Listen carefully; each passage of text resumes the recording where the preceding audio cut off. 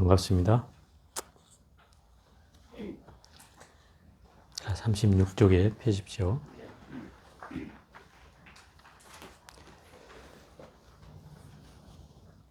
자, 제 8품, 불도품 중에 중간에 이제 할 차례인데요. 전에 한 것을 요약해 보자면, 이 불도라고 하는 것은 부처님의 가르침을 실천하는 것, 실천 수행하는 걸 불도라고 하고, 불도를 통달한다는 것은 깨달음을 얻는 것과 같은 의미이고, 근데 여기에서 유마고사는 뭐라고 하냐면 비도를 행하면 불도를 통달한다고 얘기해요. 비도라고 하는 건 도가 아닌 걸 말해요. 도가 아닌 걸 행해야 불도를 통달할 수 있다. 그 도가 아닌 것은 예를 들어서 오무간죄를 짓는 거예요. 부모를 죽이고 부처님 몸에 피를 내고 아라한을 죽이고 또 화합을 깨트리는 가장 무거운 죄업을 오무간죄라고 하는데, 오무간죄를 지으면 불법을 통달할 수 있대요. 이 말이 이해가 돼요? 이게 비도예요. 지옥 악이 축생에 떨어지는 일이 비도다 이 말이에요. 그죠? 근데 그런 일을 범하면 불도를 통달할 수 있다는 거예요. 이걸 어떻게 상식적으로 이해할 수 있어요? 그죠? 이건 상식적으로 우리의 이 중생의 경계로서는 헤아릴 수가 없다. 그래서 유마경을 공부할 때는 우리가 기존에 가지고 있던 불교적 안목과 지혜, 기본적인 상식은 다 내려놔야 된다. 그러지 않으면 이 유마경은 이해할 수가 없다. 이런 거예요. 왜냐하면 비도라고 하는 거는 도가 아닌 것이고, 도가 아닌 건 따져보면 도를 얻을 수 없는 길을 말하는 거예요. 현상적으로는. 오무간죄를 짓고 도를 얻을 수 있을까요? 또 지옥악이 축생의 죄업을 짓고 불도를 통달할 수 있을까요? 이건 상식적으로는 이해가 안 되는 측면이죠. 그런데 여기서는 비도를 행해야 불도를 통달한다는 거예요. 그럼 결국 우리가 가지고 있는 이런 고정관념이나 이 틀을 깨고 있는 거다 이 말이에요. 그리고 이걸 실상으로 이해할 수 있어요. 실상으로 이해하면. 근데 우리는 중생의 경계다 보니까 그걸 실상으로 받아들이기는 쉽지 않고, 또 하나는 이게 보살의 경계로서 보살이 중생을 구제하고자 할 때, 중생을 교화하고자 할 때 어떤 방법을 서슴지 않는다. 보살은 심지어 오무간죄를 짓는 죄를 범한다 하더라도 그것은 중생을 깨우치기 위함이고, 지옥악이 축생의 죄를 짓는다 하더라도 그것도 또한 중생을 깨우치기 위함이다. 이런 의미로 본다면, 이런 보살행으로 본다면 오무간죄를 짓고 지옥악이 축생의 죄업을 짓는 것을 서슴지 않는 보살행의 일환으로는 이 대목을 이해할 수는 있다. 그죠? 그렇지만 이 중생의 경계로서는 쉽지 않은 일이죠. 여기에서 중요한 건 이런 거예요. 이 말의 핵심들을 한번 잘 살펴보면,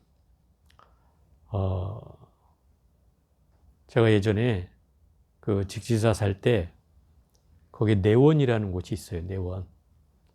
내원은 아주 조용한 곳이고 계곡 옆이라서 계곡 물소리가 잔잔히 들리는 그런 곳이에요. 근데 어느 손님이 찾아오셔서 제가 그 내원은 거의 VIP실이나 마찬가지예요.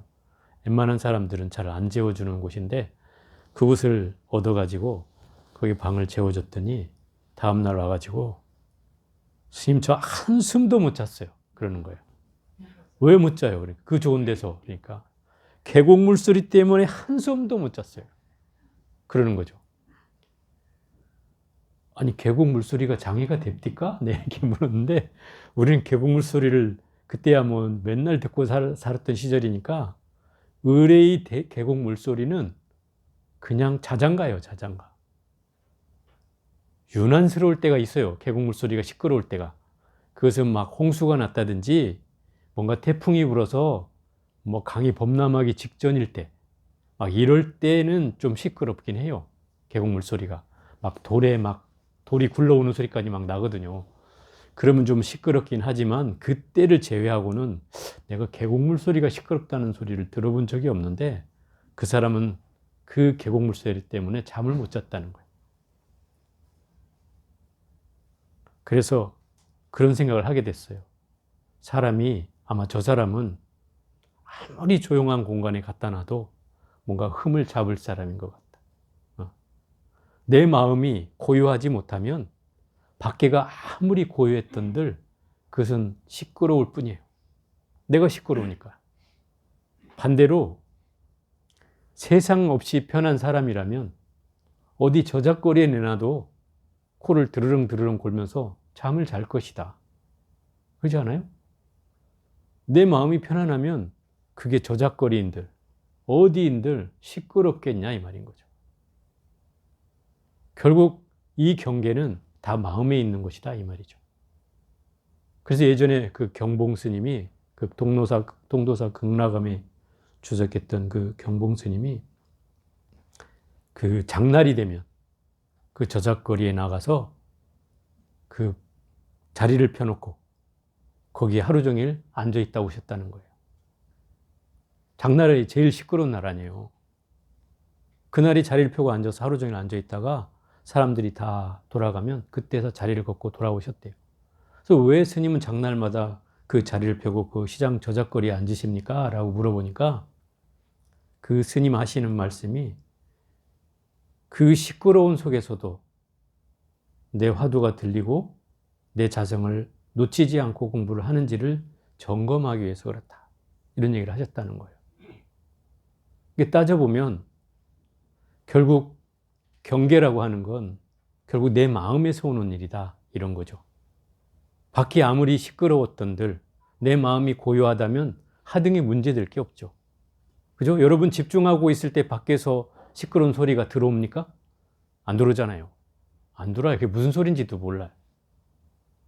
또 내가 뭔가 안의 문제가 고요해지지 않을 때는 바깥 경계가 다 들어와. 그래서 가만히 앉아서 참선하는데도 밖에서 소곤소곤한 소리까지 다 들려. 그 자꾸 시비심이 일어나. 가서 확 조용히 하라 그럴까? 막 이래. 근데 그 사람들은 조용히 하고 있는 거야. 그냥 쏘곤쏘곤 하고 있으니까. 조용히 하고 있는데 내 경계가 걸려 있는 거죠. 그래서 그것 때문에 자꾸 신경이 쓰이는 거죠. 결국은 이 마음의 경계로, 마음이 어떠냐에 따라서 내 마음이 고요하면 누가 나를 뭐 욕한들 시비한들 아무 그게 장애가 되지 않아요. 그런데 내가 마음이 고요하지 못하면 조금만 눈짓을 해도 괜히 마음이 불편해진다 이 말이에요. 이런 경계가 결국은 우리 마음의 경계다 이 말이에요. 그럼 결국 비도냐 아니냐 이 문제를 따지는 것은 결국 마음에 걸리느냐 안 걸리느냐를 따져야 된다 이 말이에요. 그것이 이 불도품에서 하고 있는 얘기의 골자다 이런 거죠. 자, 36쪽에 중간쯤에 그때 법회 가운데 보현색신이라 불리는 보살이 유마일에게 물었다. 거사여, 부모, 처자, 친척, 권속, 관리, 백성, 벗 모두 어떤 사람들이며 노비, 하인, 코끼리, 말, 수레 따위는 다 어디에 있습니까? 그러니까 보현색신이라고 불리는 보살이 유마일에게 거사여, 부모, 처자 등등의 이런 사람들은 어떤 사람들이며 당신이 데리고 있는 사람들은 어떤 사람들이냐 이 말인 거죠. 또 노비, 하인, 코끼리, 말, 수레 따위는 다 어디에 있습니까? 그러자 유마일이 이거를 개송으로 답했다 이 말이야. 지혜바라밀은 깨달음을 얻는 첩경이 되는 바라밀이죠. 지혜바라밀은 보살의 어머니요 방편으로 아버지를 삼고, 방편은 뭐예요? 바로 중생을 제도한다 이런 뜻이죠. 교화하는 것. 그게 방편이죠. 예를 들어서 상구보리 하와 중생, 응? 부처님께서 보살은 위로는 깨달음을 구하고 아래로는 중생을 제도하는 게 바로 보살의 사명이다. 그러면 위로 깨달음을 구한다는 건 바로 지혜바라미를 말하는 것이고 중생을 제도한다는 것은 바로 방편을 얘기하는 것이다. 이 말이에요. 그래서 지혜는 어머니요, 방편은 아버지다. 아버지와 어머니의 양대 산맥을 얘기하고 있다. 이것을 바꿔서 얘기하면 부처님의 이름 가운데 무슨 양족전이지? 응? 귀불양, 귀. 아, 그거구나. 부처님께 귀한다는 말을 할 때 양족존이라는 말 쓰잖아요. 그 양족존이라는 게 무슨 말이냐면 두 가지가 부족한 부처님께 존경을 표합니다. 이런 뜻이거든요. 두 가지가 부족하다는 거예요. 뭐가 부족하다는 거예요? 두 가지가. 바로 지혜와 자비 이거예요. 지혜는 바로 여기서 지혜바라미를 말하고 자비는 바로 방편을 말하는 거다 이 말이에요. 그게 중생교화, 중생제도라는 뜻이에요.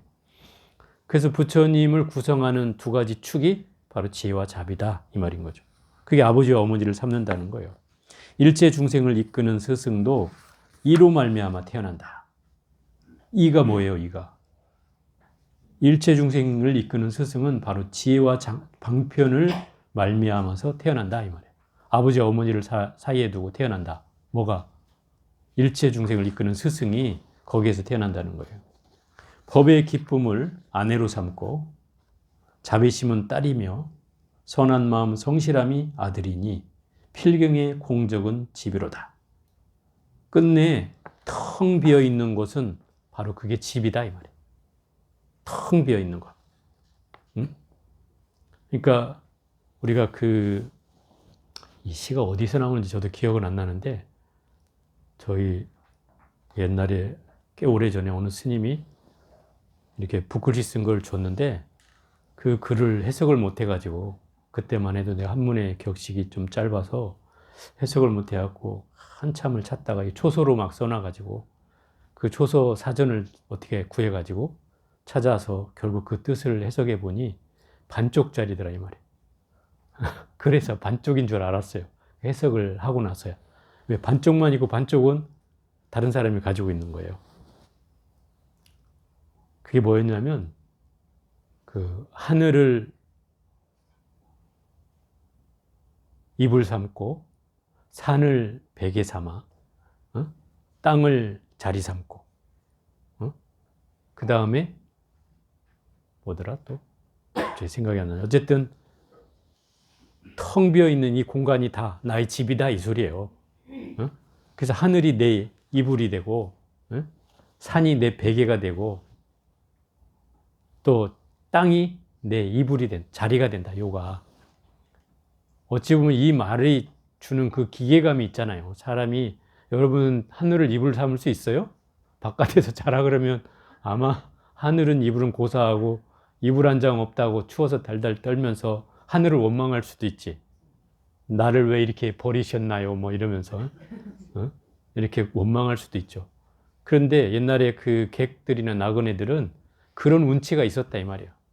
자연을 벗삼아 길을 나서다가 앉은 자리가 곧 쉴 자리고 가다가 누운 자리가 내가 잠을 잘 자리다 이 말이에요. 그런 경계를 보여주는 이제 시죠. 여기서도 그 공적한 텅 빈 것이 바로 집이라고 하잖아요. 모든 번뇌는 제자들이니 마음을 굴리는 바에 따라 교화를 하며 37조도품이 선지식이니 이로 인해 정각을 이루도다. 37조도품은 전에도 좀 여러 번 했죠. 이 37조도품은 사념처, 사무예지, 오근, 오력, 또 칠각지, 팔정도 이런 것들을 통틀어서 37가지의 도를 얻는 데 도움이 되는 수행 방법. 이 37가지예요. 이걸 통해서 깨달음을 얻을 수 있다 이 소리예요. 그러니 선지식이니 이로 인해 정각을 이루도다. 모든 바라밀은 도반이고 그 육바라밀의 모든 바라밀은 도반이고 사서법은 기녀이며, 기녀는 이제 그 뭐 하는 사람이에요? 음악을 추면서, 아니 숨을 추면서 음악을 하는 사람을 기녀라고 하죠. 여기서 사서법이라는 건 뭐냐면 네 가지 방법으로 중생을 포섭하는, 포교하는 방법. 불교에 그 중생을 교화하는 방법이 있어요. 한 번도 누가 실천하는 걸 본 적이 없지만 어쨌든 이론적으로는 완벽해. 너무 완벽해서 탈이야. 왜냐하면 실천하기가 너무 어렵거든. 이론은 너무 완벽한데 실천하기가 어려워. 아마 기독교인들이 이걸 더 잘하는 것 같아. 이 네 가지 방법으로 중생을 교화하라 이 소리예요. 첫째, 보시하라. 보시는 뭐예요?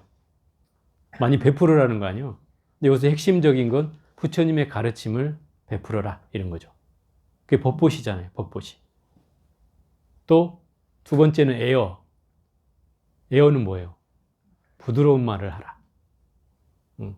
거친 말을 하면 사람들을 교화하기 쉽지는 않지만 부드러운 말을 해야 사람을 교화할 수 있다. 세 번째가 이행. 이로운 행을 하라. 나한테도 이롭고 다른 사람에게도 이로운 행위를 해야 그 사람에게 교화를 할 수 있다. 이 네 번째가 아주 끝판왕인데 동사섭이라는 거예요. 동사섭. 들어봤어요? 네. 이 동사섭은 무슨 말이냐면 같을 동 일사자예요. 그 사람이 하고 있는 일을 같이 하라. 이런 뜻이요. 그래서 그 사람이 노가대를 하면 나도 같이 노가대를 하고, 그 사람이 밭일을 하면 나도 밭일을 도와주면서 그 사람에게 부처님 말씀을 전하라는 거예요. 이 얘기는 제가 이 얘기 할 때마다 한 번씩 꼭 생각나는 구절이 있는데 옛날에 바티칸에서 교황의 비밀 문서가 발견된 적이 있어요. 우리나라에게 소개돼서 책으로 나왔는데 한 20여 년 전 얘기예요. 좀 더 됐을 수도 있고요. 그때 제목이 그거예요. 바티칸 교황청에서 그 내놓은 비밀 문서니까 당연히 공개되면 안 되는 거잖아요. 근데 그게 어떻게 세간에 알려져 가지고 공개가 됐는데 제목이 아주 으시시하죠. 불교국가 이렇게 공략하라. 제목이 그거예요. 불교국가 이렇게 공략하라. 예를 들어서 정말 아이러니한 것은 카톨릭을 믿는 사람들은 개종을 할 수 있어요? 없어요? 없어요. 거기는 세례가 종신 세례예요. 죽을 때까지 세례를 받는 거예요. 그걸 알아야 돼요. 여러분 신부님이 신부님이 법으로 잘못되어 구속이 됐어. 그럼 신부님 자리를 옷을 박탈하겠죠? 신부 자격을. 그죠? 잠깐 벗어줘요. 잠깐. 그리고 딴 데 갔다가 다시 또 복권을 시켜줘요. 신부도 종신제예요. 내가 큰 뭔가 자기가 나간다고 옷을 벗지 않는 한은 절대로 신부 자격을 박탈할 수가 없어요. 그래서 이 사람들이 이걸 정치적으로 이용해요. 그래서 예를 들어서 어떤 스님이 뭐 폭력을 행했다 이러면은 9시 뉴스에 뭐 아무개 이뭐뭐뭐 승려가 이렇게 나오잖아요. 조계종 뭐 이뭐뭐 승려가 이러이러한 절을 저질렀습니다. 그럼 온 스님들이 이제 도매금으로 같이 넘어가는, 중들이 절에서 안 돼 맨날 이런 소리 듣는 거죠. 근데 신부들은 신부가 무슨 사고를 쳐서 법적으로 구속이 됐다 이러면은 그때 신부 자리를 딱 박탈을 시켜요. 자격을. 그러면 아무개 씨가 되는 거야. 그러면 아무개 씨가 뭐 여자를 뭐 어떻게 해서 법원에 구속됐다. 이러면 신부 얘기는 싹 빠지는 거죠. 그럼 일반인이야 그냥. 일반인이야. 그러니까 법으로는 굉장히 보호를 받는 거예요. 따져보면. 이런 정치를 잘해.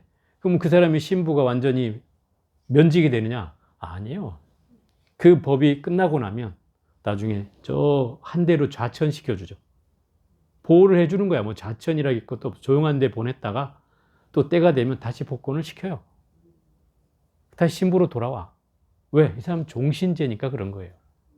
종신제라. 신도도 마찬가지로 한번 등록이 되면 이 사람이 개종을 했다 하더라도 그 성당의 신도의 명부에는 죽을 때까지 기록돼 있어요. 그런 사람들이에요. 그런데 웃기는 것은 불교 국가를 공략하라는 말은 무슨 말이에요? 개종을 시키라는 얘기 아니에요. 그잖아요. 자기는 개종을 하지 않아야 되고, 어? 다른 사람은 개종을 해야 되고, 이런 모순이 어딨냐 이 말이에요. 그래서 옛날에 요한 바오로 2세가 88 올림픽 때 우리나라에 왔었어요. 근데 이 사람이 인도도 갔었어요. 인도를 갔다 우리나라에 왔는데 인도의 스님들이 엄청난 데모를 했어요. 스님들이 뭐 인도에 많지도 않은데 주로 스리랑카 스님들이었어요. 그런 스님들이 데모를 한 이유가 뭐냐면 이 사람이 그 교황에서 인도로 오기 전에 메시지를 하나 던진 거예요. 종교를 개종할 수 있다. 이래갖고 막 그걸 선언한 거예요, 아주. 그럼 자기네 종교도 개종을 해야 된다고 해야 되잖아요. 자기 종교는 개종할 수 없어요, 법적으로. 자기네 그 종교 그 윤리에 그렇게 돼 있어요. 그런데 그걸 그렇게 얘기해 놓으니까 그 놀란 건 이제 스님들이었어요. 그럼 결국 여기 와서 여기 찾아오는 뜻이 선교를 하러 온다는 말이냐. 이래가지고 막 스님들이 벌떼처럼 들고 일어나서 데모를 하기 시작했어요. 그때 막. 그래가지고 그 교황은 그 대통령에 준하는 의전을 하게 돼 있어요. 어느 나라나. 대통령하고 똑같이 의전을 해요. 그러니 그 사람이 공항에 들어올 때 데모를 하고 있으면 되겠어요? 안 되겠어요? 우리나라도 이런 데모하면 잡아놓잖아요. 그런 것처럼 그때도 인도, 지금도 인도는 막 주먹이 막대기 들고 가서 패는 데 나라인데 스님들을 막 잡아다 감옥에 다 쳐넣었어요. 그래갖고 그 교황이 갈 때까지 꺼내주질 않았어요. 그 지금 데모를 해도. 그런 적이 있었어요. 더 웃긴 거는 이 불교국가 이렇게 공략하라는 그 책의 내용에 제가 이 제목과 똑같은 내용이 들어있어서 제가 하는 거예요. 불교국가를 어떻게 공략하냐면 불교를 믿는 사람과 친해져라. 첫 번째 방식이고요. 친해져라. 그리고 그가 하고 있는 일을 함께 하라. 두 번째, 함께 하라. 이게 동사 아니야, 동사. 그죠? 함께 하라. 그런 뒤에 하나님의 가르침을 전하라. 이게 불교국가 공략하는 방법이라고 그때 한참 나온 거예요. 제가 그걸 읽고서 한편으로는 좀 충격적이기도 했지만 한편으로는 야, 이 불교 교리가 사실 이런 교리가 있는데 이 동사섭이라는 교리가 있는데 불자들은 누구한테 내가 포교를 하기 위해서 동사섭을 했다는 얘기를 눈 감고 들어본 적이 없어. 그죠? 여러분 들어봤어요? 안 들어봤죠? 그래서 제가 부처님 당시 얘기를 하나 전해드릴게요. 부르나, 전법제일 부르나 아니에요? 부처님의 가르침을 제일 많이 전했던, 설법제일 부르나잖아요. 그 부르나가 남인도로 포교를 떠날 때 부처님이 그래요. 야, 남인도 사람들은 험하다고 하던데 그 사람들에게 험하게 대하면 너 어떻게 할 거냐? 이렇게 물어요. 그 부르나가 뭐라고 하냐면 저를 욕하지 않은 걸 다행으로 삼겠습니다. 그래.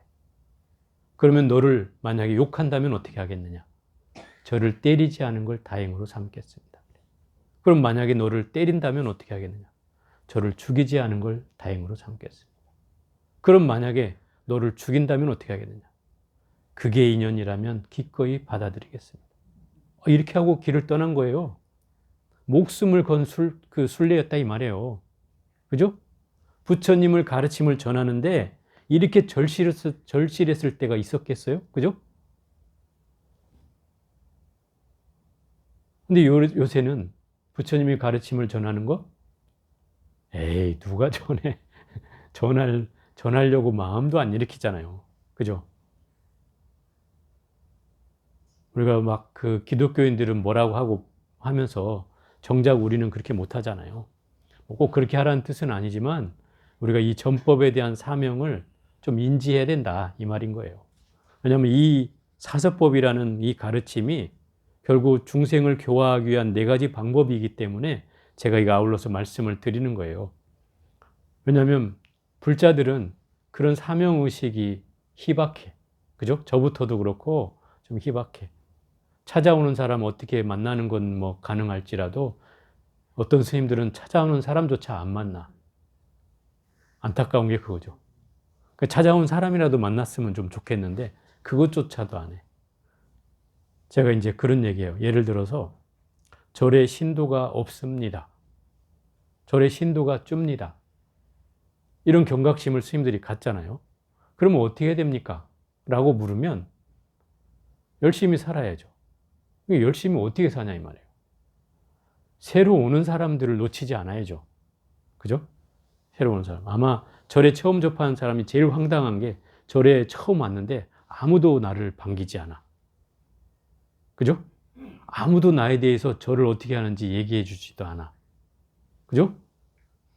아무도 나를 불교가 뭔지도 이해를 안 시켜줘. 그러니 절을 접해도 쉽지 않은 거죠. 쉽지 않은 거예요. 제가 우리 초신반에 그 20살짜리 청년 얘기를 하나 해볼까 하는데 얘는 길에서 제가 주웠어요. 20살 청년, 외대 다니는 청년인데 그러니까 사람은 절실하게 뭐가 필요해야 돼. 여자친구에게 절연을 당하고 얘는 첫 번째 여자였기 때문에 상처가 컸죠. 그래서 저는 절도 다닐지 몰라요. 부모님도 절에를 안 다니고 자기도 절에 안 다녀. 그런데 교회를 가기는 힘들었고 정서적으로 절에를 가고 싶었어요. 그래서 막 인터넷 뒤지니까 여기 있더래요. 그래서 무작정 찾아왔어요. 가서 부처님한테 어떻게 하소연하려고 들어갔는데 아무것도 모르잖아요. 아무것도 몰라. 근데 제가 그때 밖에 나가서 서성인 적이 1년에 한두 번 있을까 말까 한 때인데 그날따라 제가 감을 따고 있었어요. 뭔 짓거리를 할 그놈하고 인연이 되려고 그랬는지 감을 따고 있었어요. 그랬더니 그 법당에 들어갔다 내려와 가지고 저한테 쪼르르 쫓아와서 스님 저는 절에 처음 왔습니다. 근데 제가 부처님한테 절도 할 줄 모르고 뭐를 하고는 싶은데 어떻게 해야 될지를 모르겠습니다. 그래서 그러냐 그럼 잠깐만 가서 기다리고 있어라. 내가 정리하고 금방 올라가마. 그러고 이제 그 따는 거를 정리해 놓고 이제 바로 올라가서 이제 절하는 방법, 그 다음에 앉아서 조용히 참선하는 방법 그런 걸 이제 가르쳐 주면서 도란도란 이제 얘기를 몇 마디씩 했어요. 분명히 딱 느낌이 왔어요. 이게 뭐 여자 문제 아니면 그놈이 찾아올 일이 별로 없을 것 같다는 얘기를 하다 보니까 느꼈어요. 처음에는 대답을 안 하더라고요. 그러다 이제 한참 얘기를 한 뒤에 그 여자친구 때문이냐 그러니까 그렇대요. 그래서 이제 다 끝내놓고 야, 너 심심하면 절에 올 때마다 가만히 부처님 절하고 이렇게 참선하듯이 너를 쳐다보면서 호흡하는 법도 가르쳐주고 화두를 뭐 아니고 이제 그 나무불 하는 법을 가르쳐줘서 그것만이라도 해라. 그러면 마음이 좀 편안해질 것이다. 그랬더니 한 3, 4일 뒤에 또 왔던가 봐요. 그때는 제가 없어서 못 봤고 그 일주일인가 지나서 또 찾아왔어요. 그래서 그 종무실에 내가 분명히 무심이니 혹여 오거든 나를 찾아라. 그랬더니 진짜 일주일 만에 종무소 그 실장이 데려왔더라고요. 그래가지고 또 두 번째 만났는데 얘기를 하다 보니까 제 마음이 좀 편안해졌대요. 그리고 스님 말씀이 많이 도움이 돼서 그 여자에 대한 아픔이 조금씩 사그라들고 있대요. 그래서 스님 원래 이 마음 공부를 가르치는 사람인데 너 마음 공부를 하고 싶으면 나중에 좀 시간이 되면은 찾아와라. 그리고 이제 그 몇 마디 해주고 돌려보냈는데 또 며칠 있다가 또 왔어요. 그래서 자기가 마음 공부를 하고 싶다고. 그래? 그럼 우리 이번 동안거에 이 결제를 하는데 여기 동참하겠느냐 이러니까 그러겠대요. 그래서 들어왔어요. 그러고 나서 다시 여자친구를 만났어요. 헤어진 여자친구를 또 만났어요. 그러니까 이제 절실함이 또 사라졌죠. 그러니까 수업을 몇 번씩 빠져먹어. 그래서 결국은 이런 거예요. 사람을 만난다는 건 또 인연이 필요하겠죠. 당연히 인연이 필요하고 여러분도 뭐 어디 절에 가시거든 그런 사람들 처음 온 사람들을 다 처음 보면 알아요. 대부분은 그죠? 그런 사람들이 나타나거든 기꺼이 예? 주저하지 마시고 여러분이 처음 절에 접했을 때를 생각해서 그 사람들에게 뭔가 도움이 될 수 있게끔 짧게나마라도 간단하게 마음을 다스리는 것 또는 절을 하는 방법 뭐 이런 것들을 보살님들이 아는 선상에서 조금씩 설명을 해주고 도움이 될 수 있게끔 해주시는 게 좋을 것 같아요. 그런 소년을 지을 줄 알아야 돼요. 우리 절에 다니는 사람들이 제일 약한 게 이런 부류들을 잘 못 처리해. 처음 온 사람들 그리고 절에 온 지 얼마 안 된 사람들에게 도움이 될 수 있는 방법들을 잘 안 하는 것 같아요. 사실 여러분들도 처음 올 때는 다 힘들었고 누가 도움이 필요한데도 도움을 주지 못해서 절절맸던 기억이 있을 텐데도 당신들이 처음인 그 경험을 생각해 본다면 그 처음 오는 사람들은 충분히 도움을 받아야 할 자격이 있는데도 그렇지 못한 게 안타깝죠. 이 사서법은 기녀이며 노래로서 법문을 읊조린 이로써 음악을 삼는다네.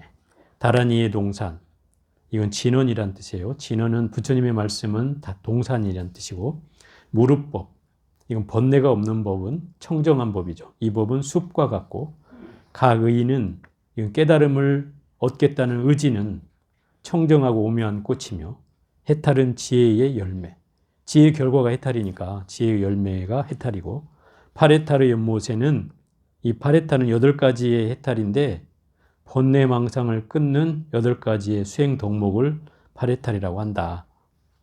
이것을 뭐 예를 들자면 부처님의 수행의 과정 가운데 부처님이 깨달음을 얻고 나서 9차 제정이라고 해서 초선에서부터 9단계까지의 수행을 오르내렸다.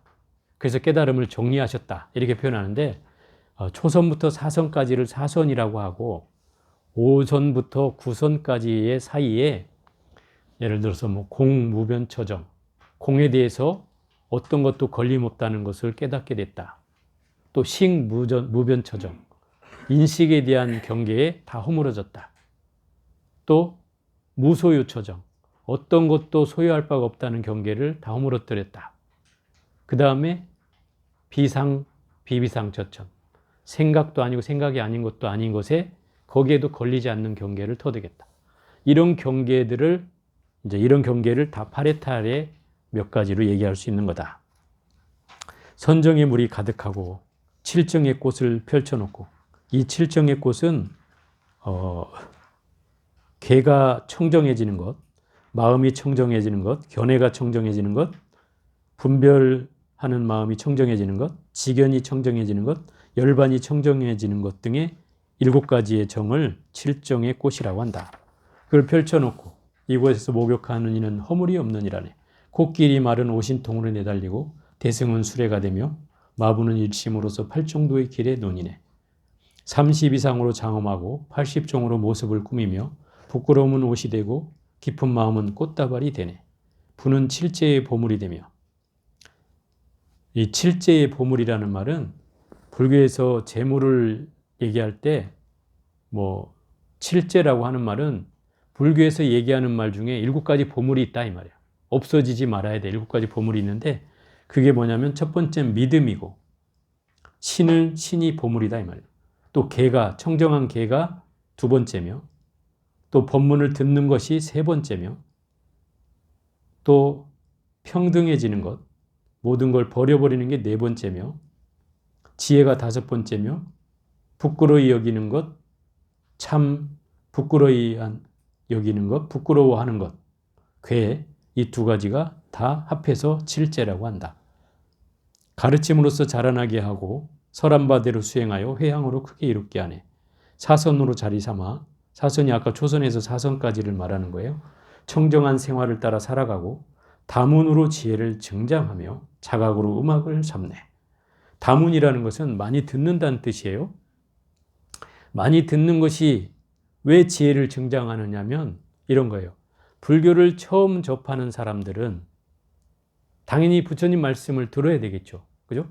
그래서 부처님 말씀을 통해서 기준점이 서야 되는 거예요. 그죠? 부처님 말씀을 통해서 내가 어떻게 공부하고 어떻게 살아가야 될 것인지 그 기준점이 서야죠. 법문을 듣는 이유는 그거다 이 말이에요. 그걸 통해서 수행을 하다 보면 당연히 지혜를 얻어가겠죠. 그래서 많이 듣는 건 필요해요.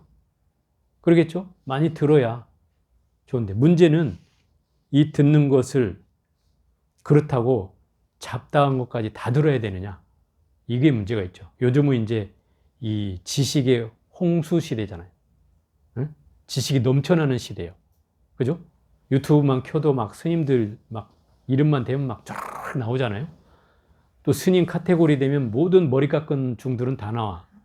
그러면 그 중에 내가 가르침을 다 듣는다고 하면 어느 것이 좋은지, 그죠? 어느 것이 옳은지, 어느 것이 그른지, 어느 것이 삿된지, 어느 것이 바른지를 우리 구분하기가 힘들다 이 말이에요. 그죠?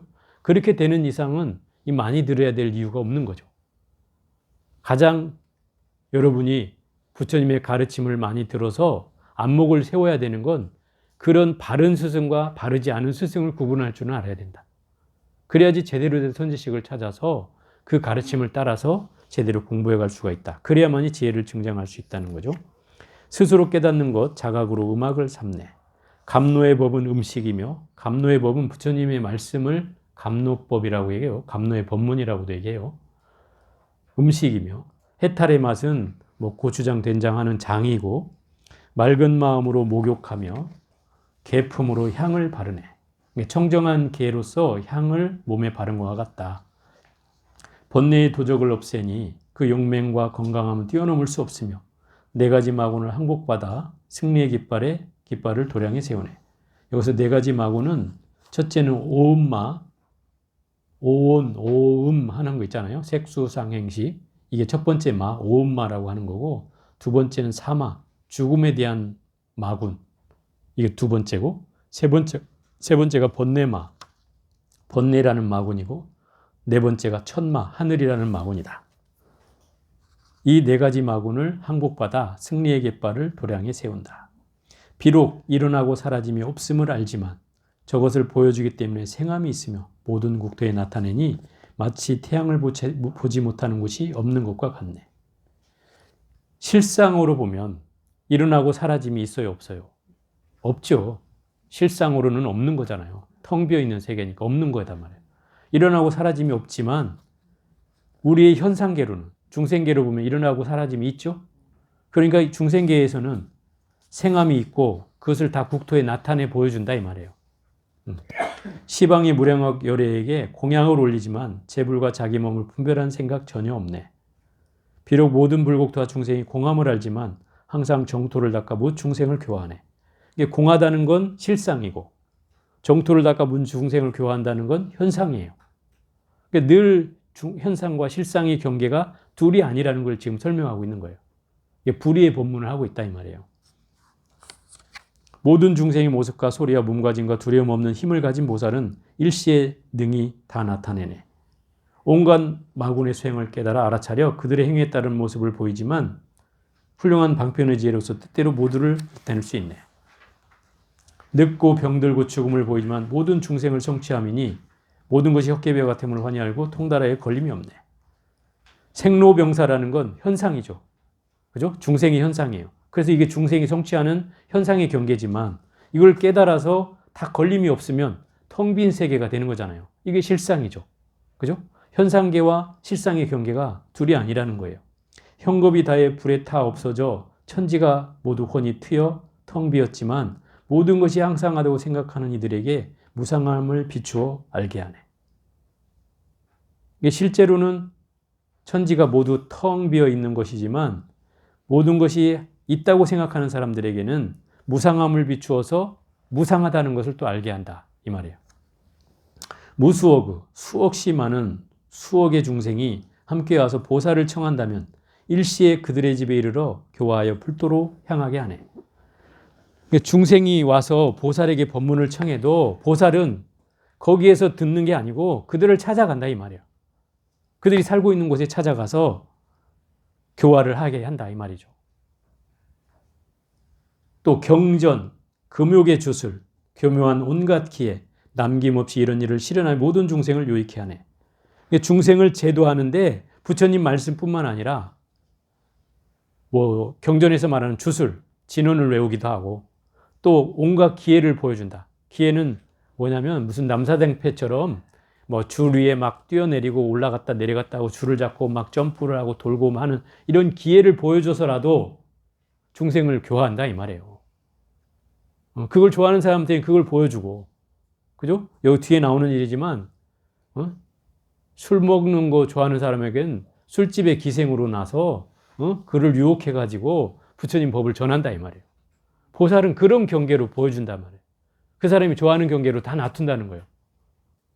술집을 좋아하면 술집에 나서 나타나고, 뭐 운동을 좋아하면 운동하는 사람으로 나타나고, 이렇게 기회를 좋아하면 기회로 나타나서 기회단의 뭐 사람처럼 뭔가 보여줘가면서 그들을 교화한다는 거죠.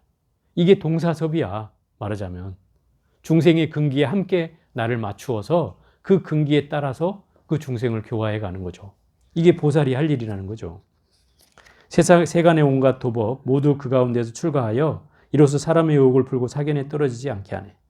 결국 이렇게 중생을 교화하니 그들이 출가해서 결국 사견에 떨어지지 않게 된다. 혹은 해와 달, 하늘, 범천왕, 세계의 주인이 되고 혹은 땅이 되고 물이 되며 혹은 바람이 되고 불이 된다네. 결국 뭐 사람으로 안 되면 이렇게 해나 달이나 하늘이나 범천왕 세계의 주인이나 땅이나 물이나 바람이나 불이 되어서라도 이 중생을 교화한다. 또 겁중에 세상에 전염병이 돌면은 그때는 또 내가 약초가 되어서 보살이 약초가 되어서 나타나서 만약 이것을 복용한 사람은 병이 낫고 온갖 독이 사라진다. 이 말은 약사경에 나오는 말하고 비슷하죠. 약상에도 이런 구절이 있죠. 법중에 겁중에 세상에 기근이 들면, 기근은 이제 굶주림에 들면 몸을 놔두어서 음식을 만들어 먼저 그들의 굶주림과 목마름을 구제하고 다음엔 법으로서 사람을 교환해. 그러니까 굶주린 백성들이 있을 때는 일단 먹을 것을 줘서 그들을 배불리 한 뒤에야 가르침을 전해야 된다는 거예요. 내 배고파 죽겠는데 야 부처님 가르침이 훌륭하니 이거부터 들어. 그러면 밥 줄게. 이렇게 하면 안 된다는 거지. 그죠? 그래서 뭔가 그 배고픔을 채워주고 그런 뒤에야 이 가르침을 전해야 된다는 거예요. 또 겁중에 도병이 일어나면 세상에 칼을 든 병사가 일어난다 이 말이에요. 칼을 든 병사가 일어나는 건 뭐예요? 뭐 난을 일으키거나 전쟁을 일으키는 걸 말하죠. 그 난이 일어나면 그를 위하여 자비심을 일으켜 무 중생으로 하여금 다툼이 없는 땅에 머물게 하네.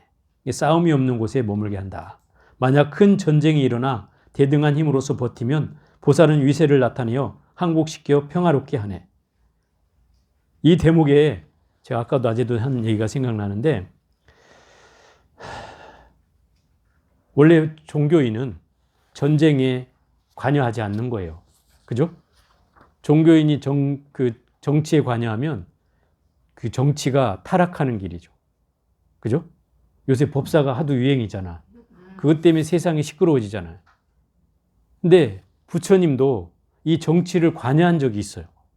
그 사례를 한번 얘기해 주려고 그런 거예요. 재밌는 얘기인데, 재밌는 얘기는 아니지. 부처님이 어느 날 이 코살라국이라는 나라가 있어요. 이 코살라국은 부처님의 어머니 고향이에요. 외갓집이다 이 말이에요. 그러니까 코살라국은. 이 코살라국과 카필라국은 여자만 생기면 서로 다 나누었어요. 이쪽에 여자가 생기면 이 공주들을 전부 다 저지 왕자들한테 시집을 보냈고 이쪽에 공주들이 생기면 저 카필라국의 왕자들한테 시집을 보냈어요. 그래서 서로가 뭐가 돼요? 사돈이 되잖아요. 그래서 전쟁 없이 화친을 기약하고 정략적으로 그렇게 한 거예요. 부처님도 야슈다라 공주가 바로 이 코살라국의 공주예요. 그런데 뭔 일이 벌어졌냐면 부처님이 이제 출가하고 한참이 되었을 때죠. 그래서 이제 카필라국에는 출가하는 법이 생겼어요. 아들 중에 둘이 있으면 무조건 하나는 출가를 시켜라. 이런 법이 생겼고, 그리고 5계를 지키겠다고 왕이 선언을 했어요. 왕이. 5계가 뭐예요? 살생하지 않고 도둑질하지 않고 사음하지 않고 거짓말하지 않고 술 먹지 않는 거. 5계를 지키겠다고 전 국민이 5계를 지키고 있는 상황인 거예요. 왜? 우리는 부처의 종족이고 부처의 자손이기 때문에 이렇게 행해야 된다. 그래서 이걸 행했어요. 근데 안타까운 일이 벌어진 건 이 카필라국의 공주가 시집을 코살라국으로 가야 돼. 근데 죽었다 깨어나도 가기 싫어요. 응? 가기 싫어. 그래가지고 어떻게 했냐면 자기 옆에서 시종을 드는 그 시녀를, 시종을 드는 시녀를 공주로 옷을 갈아입혀가지고 공주라고 속여서 그 코살라국을 보낸 거예요. 그래가지고 당연히 그 공주라고 환대를 하고 그곳에서는 이제 당연히 결혼을 했죠. 거기서 아들이 태어난 거예요. 근데 그 아들이 훗날 왕이 됐어요. 왕이 됐는데 막 소문이 도는 거예요. 저 하인의 자식이며 뭐 시녀의 자식이며 막 저런 천한 자식이라면서 막 왕이 천한 자식이라고 막 소문이 도니까 그게 왕의 귀에까지 들어간 거죠. 그래서 그렇게 말하는 놈들을 잡아들이라 이래가지고 문초를 한 거야 아마. 고문을 해가지고 어디서 그걸 들었냐 하니까 카필라국에서 들었다. 그래서 제가 카필라국에 그 첩자를 보내가지고 확인을 해봤어요. 이게 맞는 거야 그게. 이미 카필라국에서는 그 시녀의 자식으로 다 소문이 난 거죠. 거기서 어땠겠어요? 이 왕자는 분을 품기 시작한 거죠. 반드시 내가 복수하고 말리라. 내가 힘을 키워서 너희들을 가만두지 않겠다. 엄청나게 칼을 갈았어요. 그래서 결국 힘을 모은 다음에 이제 전쟁을 하려고 카필라국을 치려고 나서서 가는 길이었어요. 부처님이 이 소식을 듣고 그 떼약볕 아래에 1시간이 넘게 앉아서 기다려요. 인도의 떼약볕 아시죠?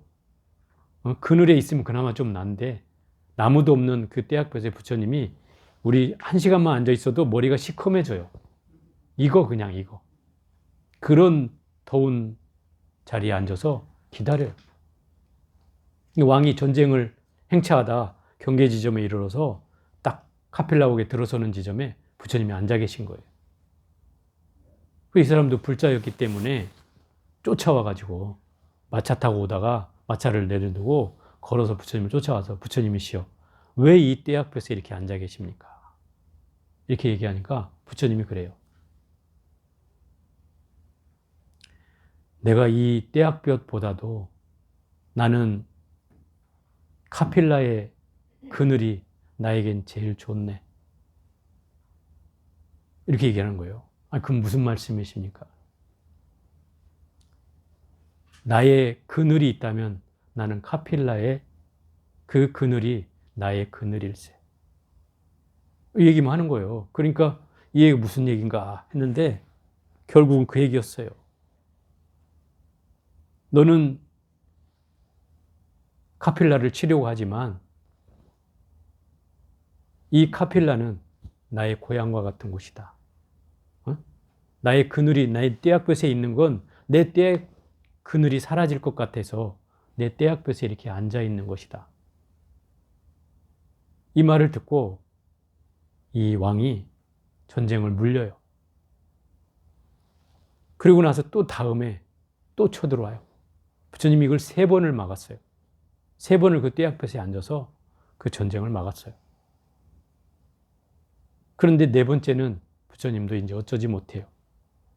결국 코살라국은 이 카필라를 점령하고 카필라국의 백성들을 엄청나게 도륙사글생을 하죠.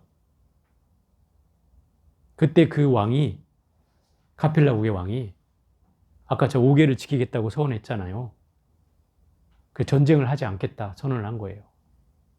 전쟁을 하지 않으려니까 어떻게 해요? 도망가야죠. 그 백성들에게 다 도망가라 그런 거예요. 우린 전쟁을 하지 않기로 했으니 우린 막을 뜻이 없다. 죽이면 죽을 터이니 내가 대표로 있을 테니 너희들은 다 도망가라. 그리고 보냈지만 뭐 얼마나 가겠어요 그게. 걸어서 가는 삶이. 그리고 또 안 가겠다는 사람들도 있었고. 그래서 고살라국의 왕이 쳐들어와서 그 왕을 붙잡고 이제 그 궁궐 앞에 그 저수지 앞에서 이를 처단하려고 하고 있는 상황인데 그 왕이 그러는 거예요. 나에게 한 가지 청이 있다. 죽기 전에 한 가지 청이 있다. 뭐냐 그러니까 내가 저 물속에 저수지에 들어가서 나올 동안만 우리 백성들을 죽이지 말아다오. 그때만 참아주면 나는 더없이 뭐 더한 소원이었겠다. 그래서 왕이 그 청을 받아들여요. 그래서 이 카필라국의 왕이 그 저수지 밑으로 들어가요. 그 들어가서 강 밑바닥에 발을 디디고 나무를 찾아가지고 나무 기둥에다가 자기 머리를 풀어서 묶어버려요. 그리고 안 나와요. 한식경이 지났는데도 안 나오니까 왕이 이제 신하를 시켜서 찾으라 그래요. 그 찾아보니 그 나무를 묶고 죽어 있더라는 거죠. 결국 그 시간 동안 백성들은 이제 피하라는 뜻이었겠죠. 그 왕의 뜻이 그거였어요. 그렇지만 이 코살라국의 왕은 이미 분노의 정점에 있는 순간이었기 때문에 이들을 찾아내서 다 도륙을 했어요. 그 석가족이 지금도 인도 가면 석가족이라는 사람들은 거의 만나기가 힘들어요. 한 1000명 만나면 1명 만날까 싶을 정도로 드물어요. 그만큼 이때 씨를 멸했어요. 그 저수지 지명이 싸그리 하와인데 우리가 싸그리 죽은 곳이라고 해서 잘 기억을 하고 있어요. 싸그리 죽은 곳이에요. 그야말로 그 카필라족, 석가족이 뭐 그때 그 이유가 여러 가지가 있을 것 같아요. 첫째는 출가를 너무 장려하다 보니까 둘 중에 하나는 다 출가하고, 그죠? 그러니까 반밖에 안 남잖아요. 아들은 무조건 다 출가를 시켰으니까, 반밖에 안 남고, 또 그런 데다가 이렇게 전쟁 속에서 전쟁도 한번 맞서보지도 못하고 죽임을 당했기 때문에 결국 다 죽게 된 거죠.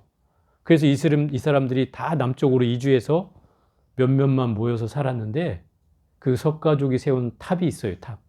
그 근처에 모여 살았는데 어느 순간 뭐 그 흔적도 남아있지 않고 어쩌다가 성지순례하다 석가족이라는 사람을 하나씩 만나긴 하는데 주로 사이비들이 많아요. 사이비 교주들. 자기 석가족이라고 그냥 자칭 석가족이라는 확인할 수 없는 그런 사람들이 있긴 해요. 어쨌든 이 대목이 바로 그런 대목이에요. 모든 국도 가운데 어떤 지옥이라도 즉각 가서 그곳에 이르러서 부지런히 그들의 고뇌를 구제하도다. 모든 국토 가운데 모든 축생이 서로 잡아먹으면 그곳에 현재 태어나는 그들을 위해 이익이 되게 하네. 오욕에 있어 받아들임을 보이거나 모든 선을 수행함을 나타내어 마군의 마음을 어지럽혀 아무것도 할 수 없게 하네. 불 속에서 연꽃을 피우면 이것을 희화도 할 수 있으니 욕망에 젖어 있으면 선을 닦는 희화함 또한 이와 같네. 불 속에서 연꽃을 피우는 일이 가능해요? 불가능하잖아요. 결국 내가 욕망이 있으면서 수행을 한다는 것은 바로 불 속에서 피어나는 연꽃과 같다 이 말이에요. 있을 수 없는 일이다 이 말인 거죠. 그것은 될 수 없는 일이다. 그 성가 귀감의 그 서산대사는 그걸 증각반이라고 했어요. 욕망을 지으면서 수행을 해가는 사람을 모래 위에 짓는 밥이다 이렇게 얘기를 했어요. 백날 모래로 밥을 줘봐야 쌀이 될 수가 없잖아요. 그와 같다 이랬어요. 또 음녀가 되어 나타나서 모든 호색한을 유인하여 우선 욕망의 고리로 끌어들인 후에 불도에 들게 한다. 심지어 이 호색한에게는 음녀로 나타나서 음탕한 여인으로 나타나서 그 호색한을 유인해 가지고 그를 교화한다 이 말이에요. 응? 교화하는 데에 음녀든 뭐든 가리지 않았고 그 사람을 교화할 수만 있다면 뭐라도 돼서 그들을 교화했다 이 말이죠. 혹은 마을의 어른이 되고 상인을 이끌며 국사와 대신이 되어 중생을 도와 이롭게 하네. 모든 빈궁한 자에게는 무진장한 곳간을 나타내요. 이 무진장한 곳간이라는 것은 써도 없어지지 않는 곳간을 무진장한 곳간이라는 거예요. 그들에게 권하고 인도하여 보리심을 바라게 하네. 아만심이 많고 교만한 자에게는 큰 장수로 나타나서 역사로 나타나서 갖가지 뽐내고 교만한 마음을 굴복시켜 무상의 도에 머물게 하네. 공포와 두려움이 있는 중생에게는 그들 앞에 나타나 위안이 되게 하고 먼저 두려움이 없는 마음으로써 베풀고 후에 도심을 일으키게 하네. 혹은 음욕을 멀리함을 나타내 오신통의 선인이 되어 모든 중생을 가르쳐 제도하여 계율과 인욕과 자비에 머물게 하네. 모름지기 공양하는 일을 보면 어린 종이 나타나서 벌써 그들의 마음을 기쁘게 하여 이내 도심을 일으키게 하네. 그들이 필요로 하는 바에 따라서 불도에 들게 하고 훌륭한 방편력으로서 다등이 흡족할 수 있게 하네. 이와 같이 도는 무량하고 행하는 바에 끝이 없으며 지혜도 끝없이 무한하여서 무수한 중생을 해탈게 하네. 가령 일체의 부처가 무량 억겁에 걸쳐 그 공덕을 찬탄한다 해도 오히려 다할 수가 없네. 누가 이와 같은 법문을 듣고 보리심을 일으키지 않으랴. 다만 저 못난 사람, 우둔한 사람, 무지한 사람을 제외하고는. 이게 결국 이렇게 보살은 어떠한 경계로도 나타나서 중생을 제도한다는 거예요. 거지에게는 거지로 나타나고, 또 밥을 비는 사람에게는 밥을 주고, 또 굶주린 사람에게는 배를 채워주고, 또 음탕한 짓을 좋아하는 사람에게는 음료로라도 나타나서 그를 호색한으로 유인해가지고 그를 교화한다 이 말이에요. 보살은 끊임없이 어떤 경계로든 중생을 제도하기 위해서 어떤 경계로든 놔두었다는 거죠. 그죠? 그것을 상관하지 않는 이 못난 사람, 우둔한 사람, 무지한 사람을 제외한다 이렇게 돼 있어요. 이런 사람은 어떤 사람이겠어요? 보살의 경계를 알지 못하고 그거에 대한 관심도 없고 그것에 교화를 받고자 하는 마음조차 일으키지 않는 사람인 거죠. 그런 사람은 제외한다 이 말이에요. 그러니 이런 경계로 보살은 끊임없이 놔두었다 이 말이에요. 이게 보살의 사명이에요. 결국 중생을 구제하는 마음이 이 보살의 사명과 다르지 않다는 거죠. 어찌 보면 우리가 현실적으로 얘기해 보면 지금 상황에서 그런 거예요. 부처님이 계급과 신분이 있던 그 시절에도 여러 사람한테 비판을 받기도 했어요. 부처님도. 심지어 한 농부한테는 아주 호되게 그 비판을 받는데 그런 거예요. 당신은 나처럼 농사도 짓지 않고 씨도 뿌리지 않고 밭도 갈지 않고 풀도 매지 않고 쟁기질도 하지 않으면서 그냥 걸식해서 얻어먹지 않느냐. 그게 무슨 수행자랍시고 큰 소리를 치느냐. 거렁뱅이 주제에 뭐 이렇게까지 막 단언을 해요. 근데 부처님이 거기서 같이 화를 내지 않고 부처님이 뭐라고 하냐면 나도 똑같이 너와 같이 농사를 짓는다 그래요. 아니 당신이 맨날 빌어먹는 사람이 무슨 농사냐. 나 당신 농사 짓는 거 본 적이 없다. 이러니까 부처님이 그러는 거죠. 뭐라고 얘기하냐면 그 개송을 이제 읊는 거예요. 신심은 그 믿는 마음은 내가 뿌리는 씨앗이고 고행은 때에 맞춰 내리는 비이며 지혜는 밭을 가는 호미이고 신구의 삼업으로 악을 짓지 않는 건 풀이 나지 않게 김을 매는 것이다. 정지는 나의 소며 나아가되 물러섬이 없고 나아가되 결코 슬퍼할 일이 없는 것. 이것이 바로 나의 마음 농사라. 이렇게 얘기하는 거죠. 그러니까 부처님이 그때 당시에는 엄청난 반대하는 사람들도 있었을 거 아니에요. 그죠? 또 부처님을 해하려고 하는 사람들도 있었어요. 심지어 부처님과 싸워서 어떻게든 이겨보겠다는 사람도 있었고요. 근데 부처님은 그들을 다 응대해 줬어요. 다 만나줬어요. 심지어 부처님이 그러잖아요. 그 외도들이 찾아와서 욕하고 있는 외도가 찾아왔는데도 부처님이 그거 성내지 않고 다 들어주잖아요. 결국 그 사람을 교화해요. 2시간 욕 들어준 덕분으로 교화를 한다고요. 그런 걸 보면 부처님은 이 전도라는 것이 부처님의 생명이기도 했지만 이게 불교의 사실 시작이기도 하잖아요. 불교가 퍼져나가기 위해서는 이런 교화가 끊임없이 이루어져야만 했죠. 그러니 부처님은 평생 동안을 이런 사람들을 물리치지 않은 거예요. 그러면 기존의 교단이 불교를 믿는 사람들이 있다고 해서 그럼 우리는 이런 중생 교화를 안 해야 되는가 이 말이에요. 그죠? 신도들에게 부처님 말씀을 또는 처음 접하는 사람에게 이 부처님 말씀 전하는 것을 하지 말아야 되는가? 우리는 다시 한번 2300년, 2300년 전 또는 2000여 년 전 그때로 돌아갈 필요가 있다 이 말이에요. 그때 불교가 타락했어요. 부처님이 가신 지 한 5, 600년, 300년대부터 타락하기 시작했어요. 왜 타락하게 됐냐면 수행자는 자기 수행만 일삼았어요. 중생을 교화하지 않았어요.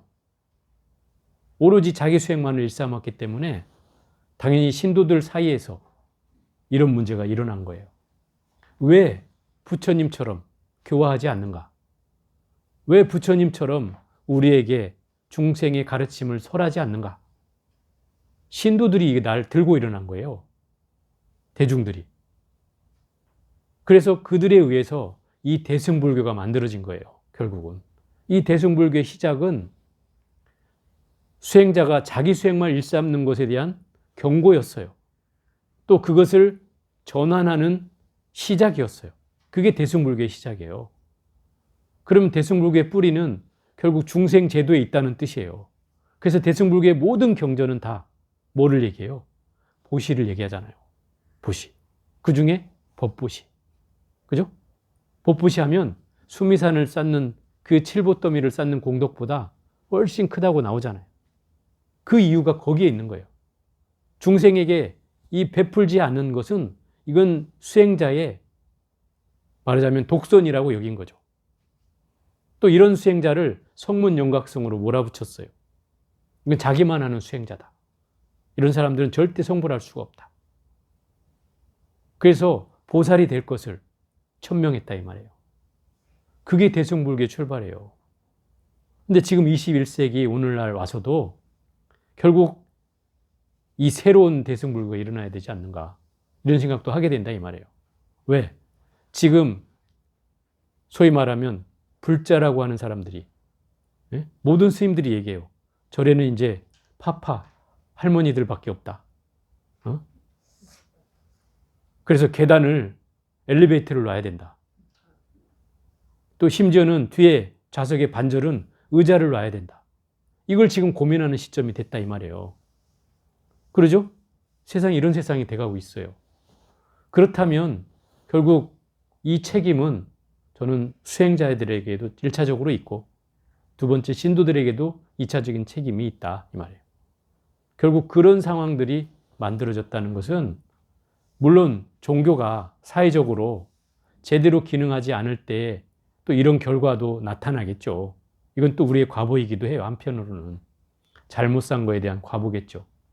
그런 측면도 있겠지만 그러나 우리가 지금껏 수십 년 동안 이런 사서법을 통해서 설사 사서법은 아니라 하더라도 꾸준하게 승가가 제대로 된 수행과 제대로 된 포교를 해왔다면 지금껏 이렇게 이런 걸 걱정하고 있을 수가 있었을까 하는 생각을 해보게 되는 거예요. 지금 불교는 뭐 몇 년 전까지만 해도 1000만 명이다 이렇게 할 때가 있었어요. 근데 지금은 1000만 명은 고사하고 500만 명이나 될까? 지금 이렇게 얘기하고 있는 시점이에요. 그것은 뭐 나이 든 사람들이 가셔서이기도 하지만 그거는 사실 일부이고요. 젊은 사람들이 불교를 믿지 않는다는 거예요. 이게 더 크죠, 사실은. 종교를 불신하는 시대가 된 거예요. 이 종교를 불신하는 시대가 됐다는 것은 이 수행자의 책임이 제일 크겠죠. 이제 거기서부터 뭔가가 하나씩 잘못된 거예요. 또 이 코로나 시대에 더욱더 팽배해졌어요. 종교인을 불신하는 이 흐름이. 이게 이제 기독교에서부터 사실은 출발됐지만 결국 우리까지 된소리를 맡고 있는 셈이 되는 거죠. 불똥이 튀어서. 그렇다고 우리가 뭐 잘 산 건 아니니까 당연히 똑같이 받아야 될 과보죠. 어찌됐든 이런 현상이 지금 벌어지고 있는 거예요. 결국 우리의 경계로는 따져보면 이런 상황들을 가리켜서 뭐 불법의 순환 시대, 이제 말법의 시대, 뭐 이렇게 얘기할 수 있어요. 말세가 되면 부처님이 그러셨잖아요. 그 금강경에서 후 500세에는 그 투쟁 경고의 시대라고. 늘 다투는 시대. 승려와 승려가 다투고, 승려와 제가가 다투고, 제가와 제가가 다투는 이런 시대가 온다. 서로를 불신하는 시대가 온다는 거죠. 그러니 당연히 종교도 쉽지 않은 상황을 맞이한 거예요. 더더욱이나 이러한 때에 우리의 그 전법에 대한 태도, 이 보살행에 대한 상황을 한 번씩 되짚어 봐야 될 것 같다는 생각을 해요. 물론 저부터도 이런 고민을 해봐야 되겠지만 어쨌든 수행은 결국 신도가 있을 때 수행도 가능한 거잖아요. 그죠? 신도가 없다면 스님만이 존재한다고 해서 그 불교가 유지될 수는 없는 거예요. 아무래도 이 절실한 때가 된 것 같아요. 이 새해를 맞이해서 좀 암울한 얘기긴 하지만 우리가 좀 더 이런 각성하는 삶을 통해서 이러한 흐름을 다시 복원시켜야 되지 않는가라는 생각을 해보게 됩니다. 자, 오늘은 여기까지 해보겠습니다.